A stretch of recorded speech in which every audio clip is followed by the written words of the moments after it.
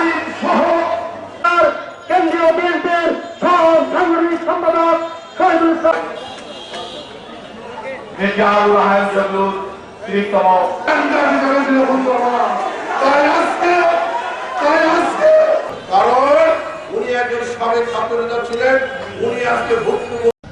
বিশেষ করে নির্বাচন কমিশনের যিনি প্রধান হয়েছেন বা আরও কয়েকজন যাদের সাথে সরকারের ঘনিষ্ঠ সম্পর্ক আছে, বিভিন্নভাবে মানে সরকার যে লাইনে হাঁটেন বা সরকার সমর্থিত বলে মানে যথেষ্ট প্রমাণ আছে।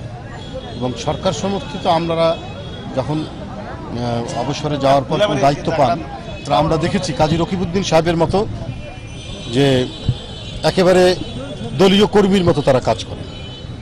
আর এখন যিনি প্রধান নির্বাচন কমিশনার হয়েছেন তিনি জনতার মঞ্চের লোক ছিলেন বলে চারিদিক থেকে আমরা বিভিন্ন খবর পাচ্ছি, সংবাদ পাচ্ছি। যদিও তিনি বলেছেন না তিনি ছিলেন না, তখন একটি জেলার তিনি ডিসি ছিলেন।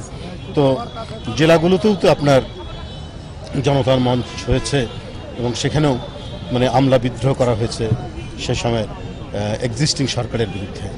তো যারা একবার ডিসিপ্লিন ব্রেক করে, শৃঙ্খলা ব্রেক করে, বিদ্রোহ করে, তাদের পক্ষে নিরপেক্ষভাবে কোনো কাজ করা খুব কঠিন, তারা করতে পারেন না।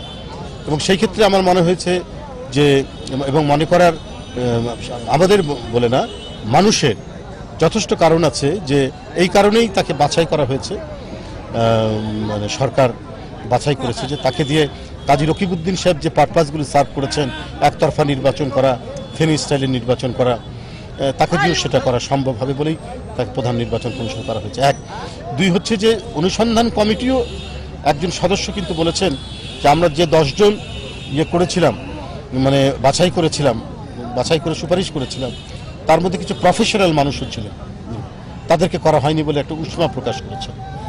তো তাতে মনে হচ্ছে যে সার্চ কমিটিরও মানে যে প্রস্তাবগুলো, যেখানে কিছু নিরপেক্ষ লোক ছিল যে 2-3 জন, সেটাও গ্রহণ করা হয়নি।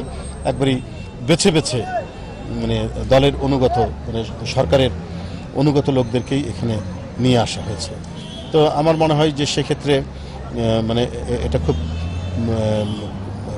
সবার বিশ্বাস করা অত্যন্ত কঠিন হচ্ছে যে এই প্রধান নির্বাচন কমিশনারের অধীনে একটা অবাধ, সুষ্ঠু, সবার কাছে গ্রহণযোগ্য এবং প্রভাবমুক্ত নির্বাচন হওয়া খুব দুষ্কর, এটা হওয়া সম্ভব না।